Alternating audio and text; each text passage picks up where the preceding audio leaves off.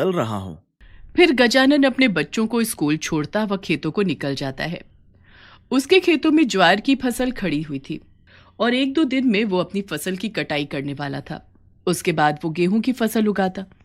अपने खेतों को देखकर गजानन खुश था कि चलो, अब मेरे परिवार को मैं कुछ अच्छा करके दे सकता हूँ। एक दो दिन में ही वो सारी फसल काट कर और उसे साफ करके घर ले आता है। सविता, खेतों में पानी देने जा रहा हूँ। जमीन जरा नरम हो तो फिर मैं हल चला दूंगा।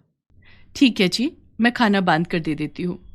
सविता एक कपड़े में 4 रोटियां सब्जी बांधकर गजानन को दे देती है। गजानन अपने खेतों में जाकर पानी चला देता है।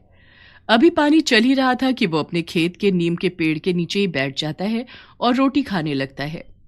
तभी उसे जमीन के नीचे कुछ हलचल सी सुनाई देती है। ऐसा पहली बार हुआ था। उसे लगा कहीं मेरी जमीन के नीचे से भूकंप तो नहीं आने वाला। वो अपना कान जमीन पर लगाता है तो अचानक से सब कुछ शांत हो जाता है। लगता है मुझे ऐसे ही वहम हो गया है। भला यहाँ क्या होगा? इतने सालों से तो मैं अपने खेतों में खेती कर रहा हूँ। आज तक तो कभी कुछ सुनाई नहीं दिया। बस जल्दी से खेतों में पानी भर जाए, फिर 2 दिन बाद आकर यहाँ पर सफाई कर दूंगा। खाना खाकर वो वहीं पर ही कपड़ा डालकर लेट जाता है। फिर उसे लगता है कि जमीन के नीचे हलचल हो रही है। इस बार वो बहुत ध्यान से सुनता है। उसे ऐसा लग रहा था जैसे कि वहां पर कुछ लोगों के चलने की आवाज आ रही है। शाम होने को थी। गजानन घर के लिए चल देता है। घर आने के बाद भी उसके मन में यही चलता रहा कि आज आखिर वहां पर इस तरह की आवाजें क्यों आ रही थी। तभी वो उठता है और धीरे से दरवाजा खोलकर खेतों की तरफ चल देता है। साथ में वो अपनी कटार भी रख लेता है और वहीं अपने खेत के पास जाकर छुप जाता है। उसका शक बिल्कुल सही निकलता है। वहां नीम के पेड़ के नीचे अचानक से ही एक कुआं प्रकट होता है और उसमें से एक सुनहरे पंख वाली परी बाहर आती है। वो चुपके से इधर उधर चारों तरफ देख रही थी और वहां से चलने लगती है। गजानन भी उसका पीछा करता है। तब वो देखता है कि वो परी काफी दूर जाने पर एक पेड़ से कुछ फल तोड़ रही है। मेरे खेत में एक जादुई कुआं है और उसमें परी रहती है। ये बात मुझे आज तक क्यों नहीं पता चली? कुछ तो गड़बड़ है। और ये कैसा पेड़ है? मैंने तो आज से पहले इस पेड़ को यहाँ नहीं देखा। इसमें फल भी कितने चमकदार लग रहे हैं। मुझे इस परी का पीछा करना होगा। वो परी वहां से वो सुनहरे फल तोड़कर वापस गजानन के खेत की तरफ आती है। गजानन भी उसका पीछा करता है। तभी वो देखता है कि वो पेड़ वहां से गायब हो गया और वो परी उस कुएं के अंदर चली गई। जैसे ही गजानन वहां पहुंचा तो वहां वो कुआं गायब हो गया और जमीन समतल दिखाई दे रही थी। गजानन वापस घर आकर सो जाता है। अगले दिन सुबह। सविता, तुम्हें तुम्हें शायद मेरी बात पर यकीन ना हो, लेकिन मैं तुम्हें कुछ अजीब सा बताने जा रहा हूँ। मैंने भी कल रात ही देखा है। क्या हुआ? क्या कोई भूत देख लिया है? भूत नहीं, मैंने देखा कि हमारे खेत में रात को एक कुआं प्रकट हुआ और उसमें से एक परी निकलकर बाहर आई और एक अजीब से दिखने वाले पेड़ से फल तोड़ कर ले गई। सविता गौर से गजानन को देख रही थी और उसकी बात सुनकर एकदम से हंस पड़ती है। दिमाग तो आपका खराब नहीं हो गया? ये खेत बहुत पुराना है। आपके बाप दादा और आप सबने इस पर काम किया है। फिर भला कुआं कहां से आ गया, और वो भी जादुई? उसमें से परी भी निकल रही है। लगता है आपने रात को कोई सपना देखा है। मैं सच कह रहा हूँ। मुझे पता है तुम मेरी बात पर बिल्कुल यकीन नहीं करोगी। मैं आज रात फिर खेत में जाऊंगा और सच्चाई का पता करूंगा। मुझे तो ऐसा लगता है आपने सपना ही देखा है।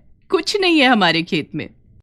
ये बोलकर सविता घर के काम खत्म करने लगती है और गजानन की आंखों के सामने रात का मंजर आ जा रहा था।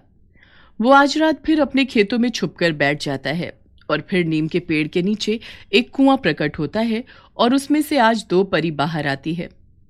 थोड़ी दूर जाकर वो उस पेड़ पर से वो फल तोड़ती है और पेड़ गायब हो जाता है। आज गजानन भागकर उनसे पहले उस कुएं में उतर जाता है। वो दोनों परी बातें करते हुए हंसते हुए कुएं के अंदर आती हैं और फिर जमीन समतल हो जाती है। उधर गजानन देखता है कि अंदर एक बहुत ही सुंदर सोने की नगरी है। चारों तरफ सोना ही सोना है। सोने के पेड़, सोने के घर, और वहीं पर दो परियां बैठी हुई हैं। और वो दो परियां जो ऊपर से आई थीं, वो उनको जाकर वो फल देती हैं। सारी परियां बैठकर उन फलों को तोड़कर खा जाती हैं। गजानन को अपनी आंखों पर यकीन नहीं हो रहा था। वो बार बार आंखें मलमल कर देख रहा था कि तभी उनमें से एक परी, सोनपरी, तुम्हें किसी ने देखा तो नहीं था ना बाहर निकलते हुए? नहीं नीलम परी, तुम ऐसा क्यों पूछ रही हो? तुम भी सांस तेज से लेकर देखो, तुम्हें भी क्या किसी इंसान की खुशबू आ रही है? सोन परी, रूप परी और गीत परी जोर से गहरी सांस लेती हैं और उन्हें भी एक इंसानी खुशबू आती है। चारों चौंक जाती हैं और इधर उधर देखने लगती हैं।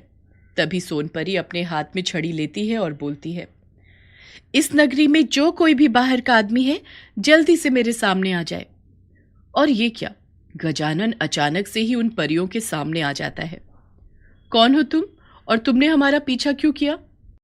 अरे वाह वाह वाह वाह, मेरे खेतों में रह रही हो और मुझसे पूछ रही हो? सवाल के जवाब तो तुम दो। कौन हो तुम लोग और यहाँ मेरे खेतों में क्या कर रही हो? और वो पेड़ कैसा है जिसके तुम फल तोड़ती हो और वो गायब हो जाता है? अच्छा, तो तुमने सब कुछ देख लिया और हमारा पीछा किया। तुम लोग मेरी जगह का इस्तेमाल कर रही हो और मैं पूछूं भी नहीं। वैसे मेरी कोई मंशा नहीं है कि मैं तुम लोगों को किसी भी प्रकार की हानि पहुंचाऊं, लेकिन मैं जानना चाहता हूं। मैं तो यहाँ वर्षों से काम कर रहा हूं, फिर तुम लोग यहाँ कब आई? हम चारों बहनें हैं और हमारे पिताजी परिदेश के राजा हैं। हम चारों बहनों ने अपने पिताजी की आज्ञा का उल्लंघन किया और उन्हें बिना बताए हम बाहर की दुनिया घूमने के लिए चले गए। लेकिन जब हम वापस आए तो हमारे पिताजी बहुत गुस्से में थे। उन्होंने हमें 1 महीने बाहर रहने की सजा सुना दी और तब हमने तुम्हारे खेत का चुनाव किया। इसमें ये जादुई कुआं बनाया और वो पेड़ जिसकी तुम बात कर रहे थे वो भी एक जादुई पेड़ है। उसके फल खाकर हमें ताकत मिलती है। किंतु अब तुम सब कुछ जान गए हो। पर अच्छी बात यह है कि तुमने किसी और को नहीं बताया। देखो, सिर्फ 1 महीने की बात है, फिर हम लोग तुम्हारे खेत को छोड़ देंगे। इसके बदले में तुम्हें सोने के सिक्के दे सकती हो। नहीं नहीं, मुझे इसकी जरूरत नहीं है। मैं तो बस हैरान हो गया था कि मेरे खेत में जादुई कुआं कहाँ से आ गया।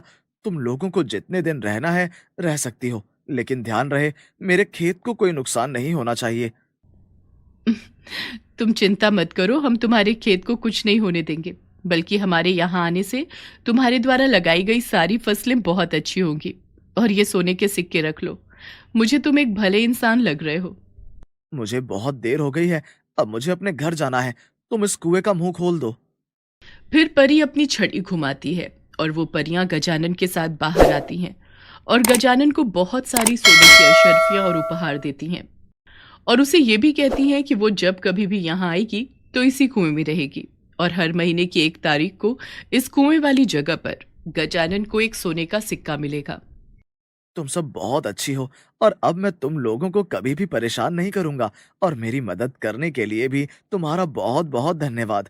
इन सब से मैं अपने बच्चों के लिए बहुत कुछ लूंगा और सबसे ज्यादा तो अपनी पत्नी सविता के लिए। वो हम सबका बहुत ध्यान रखती है। गजानन सब लेकर घर आता है तो देखता है समय वहीं रुका हुआ था।